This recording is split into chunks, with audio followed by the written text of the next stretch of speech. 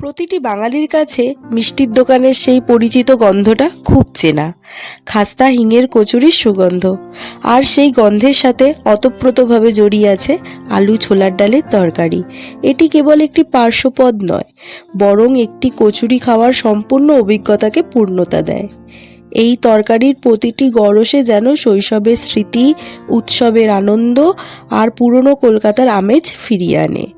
আলুর নরম ভাব এবং ছোলার ডালে সব কিছু মিলে মিশে একাকার হয়ে জিভে এক অন্যরকম তৃপ্তি এনে দেয়।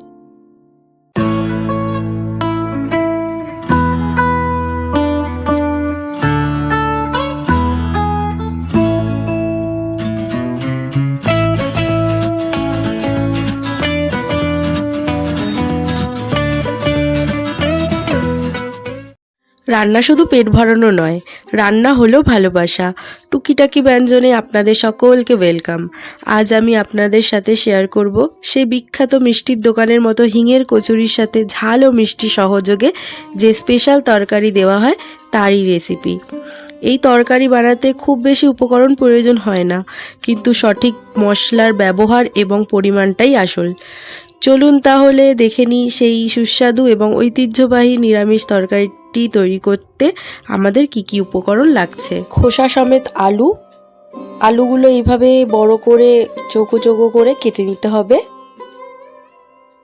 ভেজানো ছোলার ডাল, আদা ও লঙ্কা থেতো করা, 5 ফোড়ন গোটা শুকনো লঙ্কা, সর্ষের তেল, চিনি, হলুদ গুঁড়ো, কাশ্মীরি লঙ্কা গুঁড়ো, ধনে গুঁড়ো, জিরে গুঁড়ো, ভাজা মশলা।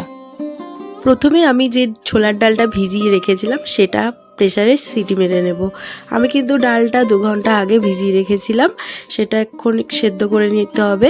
খুব মিহি সেদ্ধ করলে হবে না, মোটামুটি একটু দানা দানা থাকবে, এরকমভাবেই সেদ্ধ করে নিতে হবে। এখানে আমি 100 গ্রাম মতো ডাল ব্যবহার করছি। শুধুমাত্র নুন দিয়েই ছোলার ডালটা সেদ্ধ করতে হবে।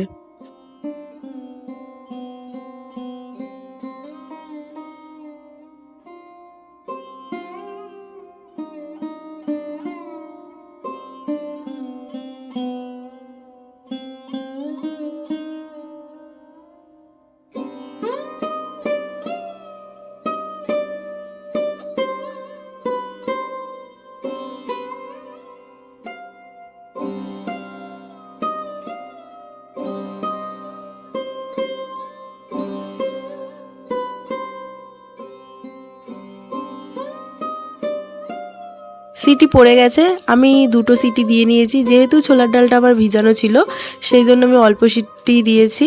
দেখুন ডালটা কিন্তু খুব একটা সেদ্ধ হয়নি, মোটামুটি ওই 50% মতো সেদ্ধ হয়েছে। এই সময় কিন্তু আমি আলুটা দিয়ে দেব। এখানে আমি 2টো বড় সাইজের আলু নিয়েছি, তার জন্য আমি 100 গ্রাম ডাল ব্যবহার করেছি। আলুটা দিয়ে একটা সিটি দিয়ে নিয়েছি।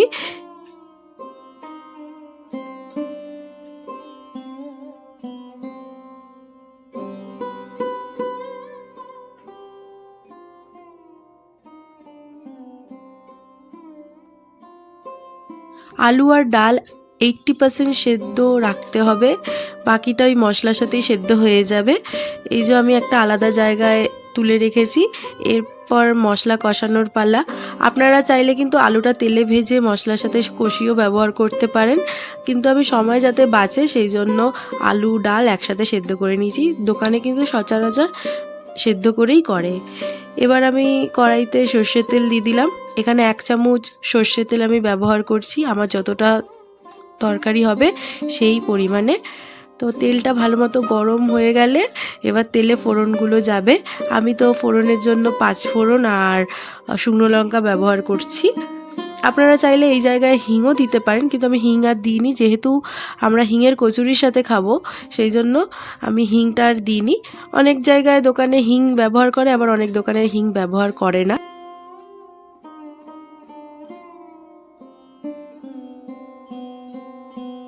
ফোড়নটা ভালো মতো ফুটে গেছে, এবার আমি আদা লঙ্কা থেঁতোটা দিয়ে দিচ্ছি। এখানে আমি একটা লঙ্কা আর ছোটো চামচ 1 চামচ আদা ব্যবহার করেছি।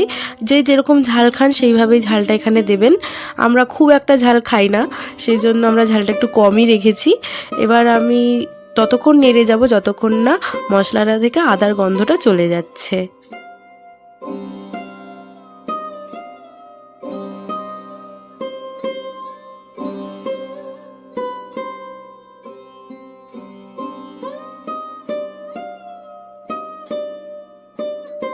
মশলাটা ভালো মতো ভাজা হয়ে গেছে। এখন আমি সেদ্ধ করে রাখা আলু ও ছোলার ডালটা দিয়ে দিলাম।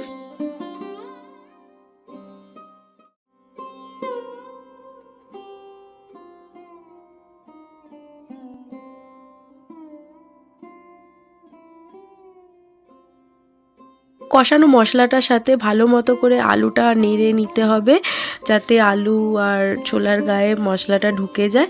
এরপর আমি গুঁড়ো মশলাগুলো দিয়ে দিলাম, হলুদ গুঁড়ো, কাশ্মীরি লঙ্কা গুঁড়ো, জিরে গুঁড়ো, ধনে গুঁড়ো আর স্বাদ অনুযায়ী লবণ। আমি তো সেদ্ধ করার সময় একটু লবণ ব্যবহার করেছি। এরপর আমার যতটা লবণ আর প্রয়োজন আমি দিয়ে নিয়েছি। আপনারা যে যারা নিজের পছন্দ স্বাদ অনুযায়ী লবণ দেবেন। ভালো মতো করে নেড়ে নিতে হবে, যাতে মশলাটা ভালো মতো করে আর একটু কষে যায়।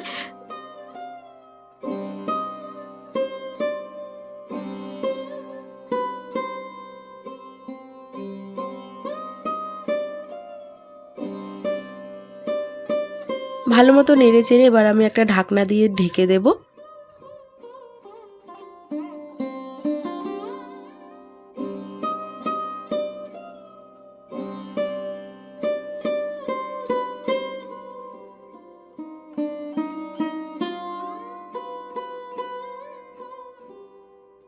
3 মিনিট মতো ঢেকে রাখার পর এবার কিন্তু আমি এখানে চিনি দিয়ে দিচ্ছি। এখানে আমি 1 চামচ চিনি ব্যবহার করেছি।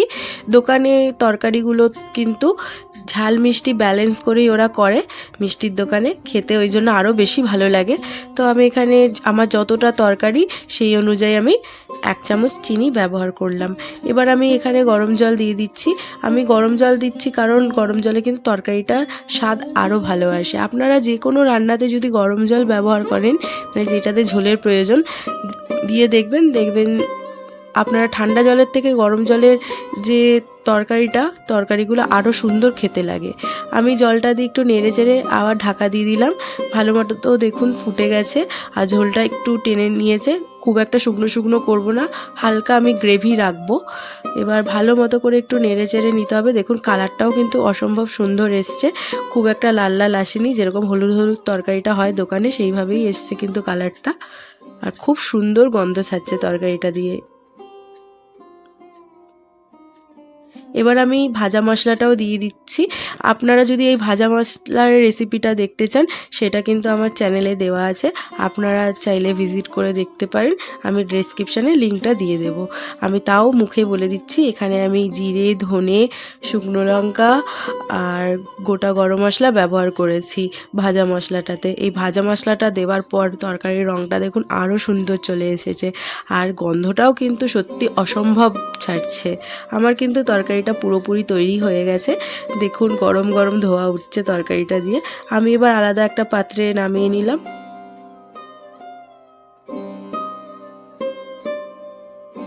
তাহলে দেখলেন তো কত সহজে তৈরি হয়ে গেল মিষ্টির দোকানের মতো সেই দারুণ সুস্বাদু আলু ছোলার ডালের তরকারি। গরম গরম হিঙের কচুরির সাথে পরিবেশন করুন এই সুস্বাদু তরকারি এবং পরিবারের সকলের মন জয় করে নিন। আজকের মতো তাহলে এখানেই বিদায় নিচ্ছি। নতুন কোনো রেসিপি নিয়ে খুব তাড়াতাড়ি আবার হাজির হব। আশা করি আজকের রেসিপিটি আপনাদের ভালো লেগেছে।